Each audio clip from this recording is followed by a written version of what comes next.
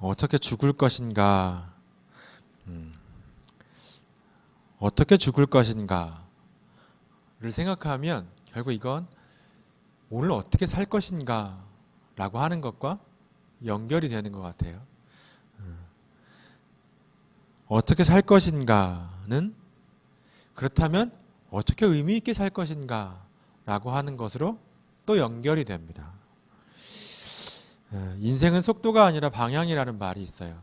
최근에 어쨌든 유명한 그 베스트셀러인 그 트렌드가 반영된 새해 트렌드를 나타내는 이제 그런 책에 보면 이제는 방향이 아닌 속도가 중요한 시대가 되었다 하는 타이틀을 걸어놓고 이제 책을 이렇게 카피로 책을 홍보하더라고요. 그러면서 하는 얘기가 뭐냐면 코로나 시대를 지나가면서 이 코로나 시대에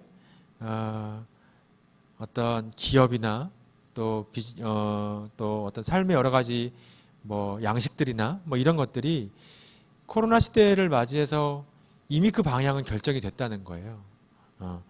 이게 코로나가 왔기 때문에 이렇게 막 새로운 트렌드들이 생겨난 게 아니고 이게 이미 이전부터 돼 오던 것들인데 코로나가 오면서 그 속도가 확 당겨져서 앞당겨 왔다는 거예요. 그러니까 이제 거기서 하는 얘기는 그렇기 때문에 이미 방향은 결정이 돼 있고 그렇다면 변화하는 속도를 우리가 빨리 변화를 해야 된다. 뭐 이런 취지에서 얘기를 하더라고요. 근데 이제 인생 전체를 놓고 보면 우리의 삶이라는 것을 전체를 놓고 봤을 때 우리의 삶이 정말 어떻게 의미 있게 살아내고 또 어떻게 죽음을 맞이할 것인가를 생각해 보면 사실 큰 그림에서 봤을 때 우리의 인생에서는 사실 방향이 굉장히 중요한 것 같습니다. 그래서 무엇을 위해 우리가 어디를 향해 가는가, 그 가고 있는 우리의 중심에는 무엇이 있는가, 이런 것들을 하는 물음들을 우리가 계속 해야 되는 것이죠. 정말 우린 잘 살고 있나요?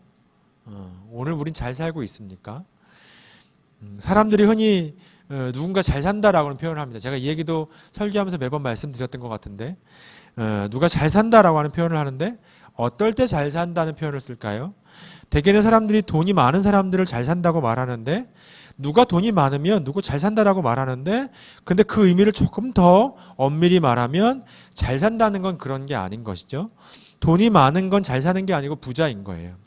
잘 사는 것은 관계가 좋다라는 의미래요. 일반적으로 잘 산다, 관계가 좋다는 것은 두루 모든 부분에서 관계가 좋다는 것을 잘 산다고 말한다고 하는 거예요. 그렇게 보면 우리가 잘 살고 있나라고 하는 물음 앞에 나는 나 자신과 관계가 좋은가? 나는 나의 길과 나의 일과 나의 삶과 어떤 관계를 맺고 있나? 이런 생각들을 해보게 됩니다. 우리 가족들과는 어떤 관계를 맺고 있지? 라는 물음을 하게 되죠. 나의 아내, 나의 남편, 그리고 우리 부모님, 우리 자녀들과는 어떻게 관계를 맺고 있나? 이런 생각들을 물어보게 됩니다. 그런데 우리 삶에 굉장히 중요한 게 또 하나 있죠. 예수님과 나는 어떤 관계를 맺고 있나, 오늘. 예수님과는 정말 어떤 관계로 내 삶의 가장 중심에 있는 신앙의 삶을 난 어떻게 살아가고 있는가라고 하는 물음을 하게 됩니다. 주님께서 우리를 불러주시고 은혜 베푸셔서 우리가 하나님과 바른 관계 안으로 들어가게 되었는데 우리는 지금 하나님과의 바른 관계, 그 좋은 관계 가운데 살고 있나? 우리의 삶의 방향과 태도와 우리의 마음은 어떤가 하는 물음을 하게 됩니다. 저도 늘 저 자신을 보면서 그런 물음들을 하게 되는데 어떤 때는 참 그런 부족하고 연약함들을 발견할 때가 많은 것 같아요. 그래서 정말로 주님 앞에 내가 주님과 바른 관계, 오늘 하루하루를 우리 더불어서 함교회의 방향성처럼 복음의 사람이 되어서 오늘을 사는, 그래서 오늘 주님과의 관계를 잘 맺고 살아가는 오늘의 삶이 되어야 될 텐데 순간순간 어떤 때는 그런 것을 놓치고 갈 때가 참 많다는 생각을 하게 될 때가 있어요. 저의 아내와 또 제 딸과 좋은 관계로 그렇게 잘 살고 싶지만 순간순간 제 안에 이렇게 불뚝불뚝 일어나는 저 자신의 자아 때문에 그 관계들이 순간순간 무너지는 것들을 어떤 때는 보게 될 때가 있죠. 그럴 때마다 정말 나는 잘 살고 있나 이런 물음들을 하게 됩니다. 그것이 정말 신앙의 기초가 되어서 주님이 나의 주인 되시는 삶으로 그렇게 그 모든 것들을 기초로 해서 좋은 관계들을 맺어둘 텐데 어떤 때는 내 자신이 주인이 돼서 주님과의 관계, 그 바른 관계가 깨어지고 그래서 우리 가족과 우리 가족 안에서의 관계들도 또 이렇게 좋은 관계로 되어지지 않는 것들을 순간순간 제 안에서 발견하게 될 때가 문득문득 있어요. 우린 정말 그렇게 주님과 나 자신과 좋은 관계를 맺고 있는가? 우리의 방향성은 어디를 향하고 있는가? 우리 삶을 되돌아보게 됩니다. 근데 오늘 본문에 보니까 베데스다라고 하는 지역이 나와요. 예수님이 지금 그곳에 가셨어요. 은혜의 집, 자비의 집이라고 하는 뜻을 가지고 있어요. 그리고 거기에는 병자들이 낫는다는 신비한 이야기가 어우러져서 오늘날 성도들에게 이 베데스다는 굉장히 아름다운 곳으로 또 능력 있는 곳으로 좋은 이미지로 이렇게 전해지고 있죠. 그런데 오늘 본문을 가만히 살펴보면 베데스다의 모습은 그 이름과 달리 그렇게 은혜스러운 모습이 아니었던 것 같아요. 적어도 예수님께서 38년 된 병자를 치유하시기 전까지는 그랬던 것 같아요. 그러나 예수님께서 오시면서 베데스다의 공기가 달라졌어요. 그곳의 분위기가 달라졌어요. 진정한 자비의 집, 은혜의 집, 그 이름처럼 은혜의 집, 자비의 집, 그 모습이 예수님이 오시기 전까지는 그렇지 않았는데 예수님이 오시고 나서 정말 그 이름다운 집의 그런 모습으로 베데스다의 모습이 된 거예요. 예수님의 베데스다가 될 때 우리의 인생도 마찬가지죠.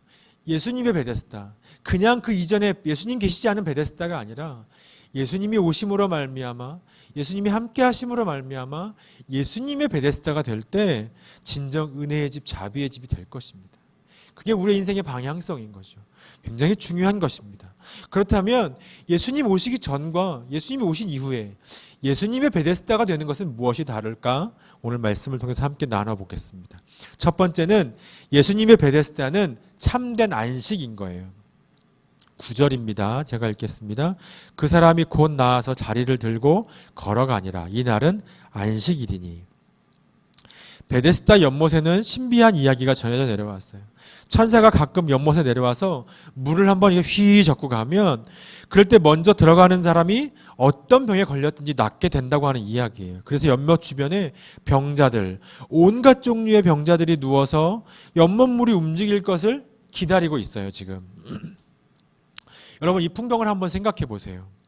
환자들은 모여서 서로 이야기를 주고받으면서 나는 이런 병에 걸렸고 나는 이런 어려움이 있고 이런 이야기들을 나누면서 서로 친구가 되었을 거예요. 그러다가 이제 연못물이 부글부글 끓기 시작해요. 한번 휘 하고 젓기 시작해요. 움직이기 시작해요. 그러면 어떻게 했어요? 너나 할 것 없이 지금 먼저 들어가려고 내가 낫겠다고 막 치고받고 이러고 막 밀고 땡기고 이러고 들어가지 않겠어요? 난리가 났을 거예요. 앞을 못 보는 사람은 자신이 의지하던 막대기를 휘두르고 걷지 못하던 사람은 자신을 붙잡고 사람들을 붙잡고 쩔뚝거리면서 자신이 의지했던 지팡이를 붙잡고 쩔뚝거리면서 중풍병자는 엉금엉금 기어가면서 아주 모두 필사적으로 그 연못에 먼저 들어가려고 밀고 당기고 막 그랬을 거예요. 이러한 모습을 볼 때 어쩌면 베데스다 연못은 하나님의 기적이 일어나는 곳이 아니었을지 몰라요. 왜냐하면 사탄이 기뻐하는 분열, 다툼, 미움, 경쟁, 이것이 늘 그 안에 지속적으로 일어났기 때문이에요. 오히려 거기는 사탄이 인간을 유혹하고 우롱하는 자리가 아니었겠는가 이렇게 해석하는 사람도 있어요. 예수님의 베데스다이기 이전엔 그런 모습이었다는 것이죠. 우리 사는 이 세상이 베데스다와 너무나 흡사해 보여요. 주님이 중심되지 않은 이 세상은 그 모습과 너무나 닮아 보여요. 이 땅의 방식이 베데스다와 너무 비슷해요. 이 세상에도 베데스다처럼 전설이 있어요. 뭔가 한 방 터뜨리면 엄청난 행복이 올 것 같은 그러한 소문들이 무성하죠. 그래서 사람들은 부글거리는 그 물거품의 소문을 듣고 정신없이 밀고 당기면서 블랙홀에 빨려 들어가는 것처럼 거기에 막 달려가고 있어요. 이것을 먹으면 난 좀 괜찮은 사람이 돼. 이 옷을 입으면 난 성공한 사람이 돼. 이 침대에서 자면, 이 집에서 살면, 이 차를 타면 엄청난 행복이 찾아올 거라고 인간을 끊임없이 부채질하죠. 탐욕을 일깨우고 있어요. 그래서 사람들은 그 물거품 같은 쾌락과 소유를 위해서 끝없이 경쟁하면서 쉼없이 오늘 하루도 달려가고 있는지 모르겠습니다. 무한 경쟁의 시대라고 하는 거창한 슬로건을 걸어놓고 실력자만 살아남는 세상, 사람을 귀하게 여기는 인간 존재의 가치는 저 어디로 가버렸는지 밀려버린 채 약자들은 소모품같이 그렇게 쓰여져 버리고 사라져 버리는, 그냥 소모품처럼 돼버렸어요. 내가 필요하면 사용하고 필요 없으면 버려버리는 거예요. 그렇게 되어버린 이 시대가 아닌가 그런 생각을 해봅니다. 약육강식의 밀림과 같이, 세렝게티의 초원과 같이, 동물의 항구과 같이 그런 시대가 돼버렸어요. 그런 모습이에요. 이러한 경쟁사회, 약육강식의 사회에서 과연 배려가 가능할까? 우리 주님이 우리 가운데 오셔서 보여주신 그 사랑과 희생과 섬김이 우리 안에 정말 얼마나 가능할까 하는 물음들을 해봅니다. 우리가 다 사람들을 만나다 보면 한없이 따뜻하죠. 사람들을 만나다 보면 좋은 사람들과 좋은 관계를 맺고 친구로 지낼 때가 있어요. 그런데 아무런 이익이 결부되지 않았을 때 그런 모습이지, 그 안에 자신의 이익이 결부되고 그 안에 어떤 이해관계가 나타나고 이득관계가 형성이 되면 내가 손해를 본다고 생각하면 금세 사람들은 변하게 됩니다. 그리고 약자는 비정하게 사라지게 되는 것이죠. 이러한 세상의 구조 속에서 사람들 속에 살아남기 위해 우리가 원하는 것을 가지고 채우기 위해 우리는 얼마나 방향을 잃어버린 채 쉼없이 달려가고 있는가 하는 물음을 해보게 됩니다. 주님이 계시지 않았던 그 베데스다 연못에 있었던 사람들처럼 우리도 그렇게 그것만을 바라보고 기다리고 있는 것은 아닌가 하는 생각을 해봅니다. 그런데 마침 이날이 안식일이래요. 그러나 예수님 없는 안식일은 지금 미움, 다툼, 분열, 경쟁이 가득하죠. 안식일인데 주님이 계시지 않는, 주님과 상관없는 안식일을 보내고 있는 그 사람들은 지금 미움, 다툼, 분열, 경쟁이 지금 그 안에 있다는 거예요. 하나님의 안식이 아닌 이 땅의 방식에 무기력하게 동화되어 버린 쉼 없는 삶이라는 거예요. 진정 안식이 무엇인가? 주님이 계신 참된 안식은 어떤 것인가? 하나님이 원하신 참된 안식은 어떤 것인가? 월터 부르그만이라고 하는 구약 신학자가 안식일은 저항이다라고 하는 책을 썼는데 거기 이런 내용이 있어요. 무한 경쟁이 난무하는 현대의 정황에서는 안식일을 지키는 것이 저항이요 대안인 행위다. 안식일이 저항인 이유는 이 안식일이 상품 생산과 소비가 우리의 삶을 좌지우지하지 않는다는 것을 분명하게 강조해 주기 때문이다. 그러나 안식일은 저항만이 아니다. 안식일은 대안이다. 우리가 제시하는 대안은 우리를 하나님이 주시는 선물을 받은 쪽의 자리에 있는 존재로 보는 주장을 받아들이고 그 주장대로 살아가는 것이다. 그러면서 안식일과 첫째 계명에 대해서 이렇게 설명하고 있어요. 안식일을 지키라고 하는 출애굽기 20장 8절에서 11절 제가 한번 읽어보겠습니다. 그 내용이 뭔지. 안식일을 기억하여 거룩하게 지키라. 엿새 동안은 힘써 내 모든 일을 행할 것이나 일곱째 날은 내 하나님 여호와의 안식일인즉 너나 내 아들이나 내 딸이나 내 남종이나 내 여종이나 내 가축이나 내 문 안에 머무는 객이라도 아무 일도 하지 말라. 이는 엿새 동안에 나 여호와가 하늘과 땅과 바다와 그 가운데 모든 것을 만들고 일곱째 날에 쉬었음이라. 그러므로 나 여호와가 안식일을 복되게 하여 그날을 거룩하게 하였느니라. 이 명령은 하나님이 천지를 창조하시고 일곱째 날에 쉬셨음을 떠올려주면서 창세기 2장 1절부터 3절까지 제가 다시 한번 읽겠습니다. 천지와 만물이 다 이루어지니라. 하나님이 그가 하시던 일을 일곱째 날에 마치시니 그가 하시던 모든 일을 그치고 일곱째 날에 안식하시니라. 하나님이 그 일곱째 날을 복되게 하사 거룩하게 하셨으니 이는 하나님이 그 창조하시며 만드시던 모든 일을 마치시고 그날에 안식하셨음이니라. 이것을 언급하고 있다는 거예요. 하나님이 일곱째 날에 쉬셨음은 하나님이 일 중독자가 아니요 피조물이 온전히 제 기능을 하리라는 것을 전혀 염려하지 않으시면서 피조물의 행복이 끝없는 일에 의존하지 않는다는 것을 분명하게 보여주셨다라고 설명합니다. 그러면서 이렇게 끝없이 더 많은 것을 얻으려고 몸부림치다 보니 결국 다수를 희생시키고 소수만이 안정과 행복을 누리는 고대 파라오의 피라미드를 그대로 본뜬 사회 질서가 만들어지고 말았다. 불안을 야기하는 시스템에서 건져내 주신 쉼의 하나님이 쉼 없음이 판치는 이러한 영역으로 들어오신다. 이 하나님이 상품에 굶주리지 않으신 분이시고 상품 중심 시스템에 정당성을 부여하시는 분도 아니다. 도리어 이 하나님은 저 낙오자들의 부르짖음에 귀 기울이시고 쉼이 없이 시스템에서 건져내어 이웃사랑이 넘치는 쉼으로 인도하심으로써 그들의 미래를 열어주려고 오시는 분이다.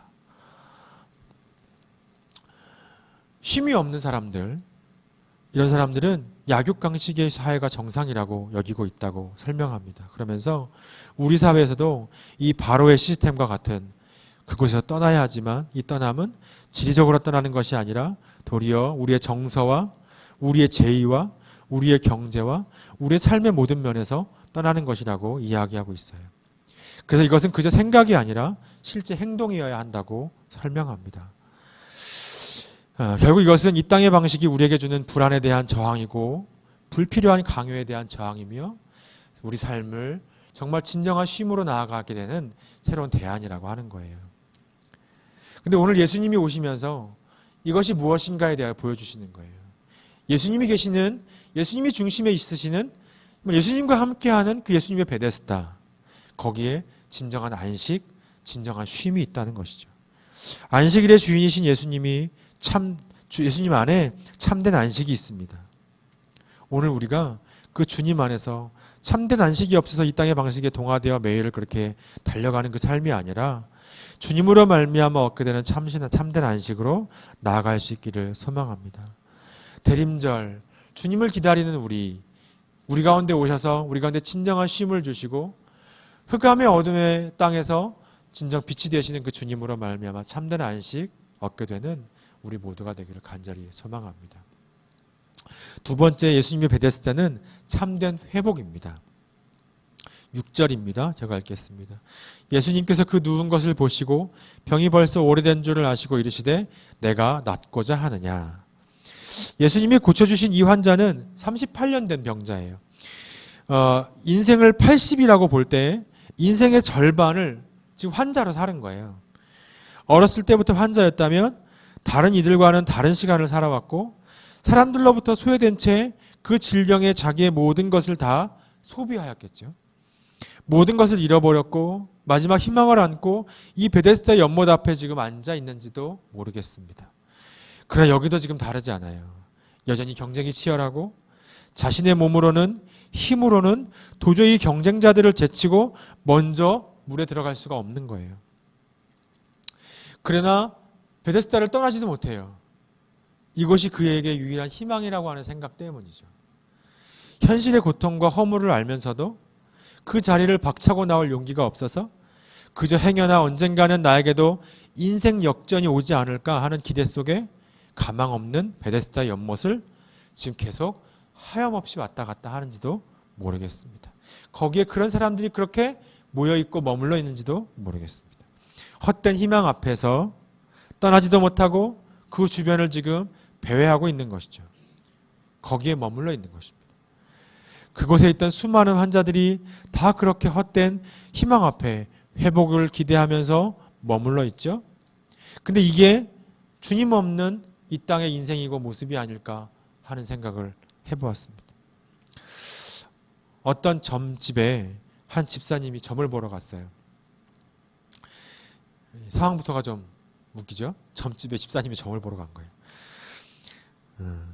자신이 바라는 게 잘 이루어지지도 않는 것 같고 자신이 원하는 것이 언제 이루어질지도 모르겠고 궁금하기도 하고 그래서 간 거예요. 용하다는 점집에 들어갔어요. 혹시나 누가 볼까 주변을 살피면서 들어갔어요. 점을 보고 나오는데 아는 얼굴과 마주친 거예요. 같은 교회 집사님이 들어오시는 거예요. 너무 당황한 나머지 꾹뻑 인사하면서 아이고 집사님 오셨어요. 이렇게 인사했다 그래요. 제가 이 얘기를 듣고 아이고 할렐루야 이렇게 하지 않은 것만으로도 다행이다 제가 그 생각했어요. 오늘날도 많은 사람들이 헛된 희망을 바라보면서 회복을 꿈꿔요. 삶을 꿈꿔요. 어저께 제가 몇몇 분들에게 크리스마스 선물과 카드를 전해주러 선물을 나눠주고 오는데 그 노원에 있는 유명하다고 하는 로또 1등이 뭐 21번인가 나왔다는 그 로또 판매점, 그 앞에 사람들이 거리두기를 하면서 한 칸씩 머물러서 줄을 섰는데 줄이 엄청나게 길었어요. 저 사람들이 다 어디서 왔지 싶을 정도로 엄청나게 길었어요. 예수님이 아닌 그 자신만의 꿈, 헛된 희망, 그것들을 꿈꾸면서 그 꿈을 이루려고 옳지 않은 방향으로 가고 있지는 않은가. 그런 사람들의 모습이 있지 않나. 그런 생각을 문득 해보게 됐습니다. 사람들이 그렇게 꿈을 이루려고 하죠. 자신이 그려놓은 삶의 그림을 그것으로 완성하려고 해요. 그래서 사람들은 헛된 희망을 품고 예수님의 말씀을 외면합니다. 연못의 움직임에만 정신이 팔려 있는 거죠. 그러나 오직 그 38년 된 병자만 예수님의 말씀에 반응합니다. 내가 낫고자 하느냐. 그는 베데스다에서 치료받는 것이 결국 불가능하다는 것을 깨닫고 그 깨달음을 주님께 이야기합니다. 주님은 그에게 치료와 회복을 주십니다. 그가 38년 된 병에서 나음을 얻습니다. 사탄의 유혹, 인간의 악함, 이것은 물거품 같은 헛된 행복의 소문을 세상에 뿌리면서 하나님 나라를 꿈꾸며 살아가야 될 사람들 안에, 특히나 우리 믿음의 사람들 속에서도 서로 경쟁하고 다투고 이기적으로 살아가도록 만들고 있죠. 서로 사랑하며 주님 안에 참된 쉼을 누리고 주님으로부터 오는 진정한 회복으로 나아가야 되는 자비의 집 베데스다를 전쟁터와 같은 베데스다로 만들어 그것을 즐기고 있는 것은 아닌가, 지금 그런 모습들이 있는 것은 아닌가 생각해 봅니다. 이렇게 삭막한 우리의 삶에 예수님이 찾아오셨어요. 예수님은 이 세상이 주지 못하는 진정한 안식, 그리고 치료와 평안을 주시려고, 회복을 주시려고 이 땅에 오셔서 연못의 움직임에만 정신이 팔려있는 우리에게 지금 묻고 계신 거예요. 내가 낫고자 하느냐. 38년 된 병자의 꿈은 육신의 치료였어요. 그러나 주님의 회복은 우리를 구원하시는 온전한 회복이에요. 우리에게 진정으로 필요한 회복은 주님의 부르심에 반응하여서 주님과 바른 관계 안에 나아갈 때만 이루어지는 것입니다. 그것은 우리 주님에게서만 얻을 수 있기 때문이죠. 세상의 헛된 희망, 물거품 같은 행복을 포기하고 우리를 부르시는 주님 앞에 예 주님 하고 대답하는 우리 모두가 되기를 간절히 소망합니다. 그때 우리의 인생은 진정한 베데스다, 예수님의 베데스다가 될 것입니다.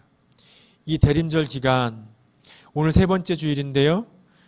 대림절 기간 우리에게 참된 안식이 되시고 우리의 참된 회복을 주시기 위해서 이 땅에 오신 그 주님을 간절히 소망하는, 그 주님을 만나는, 또 정말 진정한 구원을 주시기 위해 다시 오실 그 주님을 기대하고 소망하는 이 대림절 기간이 되었으면 좋겠어요. 그 주님 한 분을 바라보면서 참된 안식과 참된 회복을 간절히 소망하면서 그 주님을 바라보는 우리 이 대림절 기간이 되면 좋겠습니다. 참된 안식, 참된 회복, 은혜와 자비의 집 베데스다가 나의 삶, 우리 자신, 우리의 가정, 우리의 교회 되기를 간절히 소망합니다. 이제는 우리 주 예수 그리스도의 은혜와 아버지 하나님의 크신 사랑하심과 성령님의 교통 감화 역사하심이 예수님의 베데스다로 우리의 가정, 우리의 일터, 우리의 교회, 우리 각자의 삶의 자리를 살아가기를 소망하며 결단하며 나아가는 우리 더불어 삶교회 성도들의 모든 가정과 일터와 그 모든 거하는 삶의 자리 위에 이제부터 함께 하시기를 간절히 축원하옵나이다. 아멘.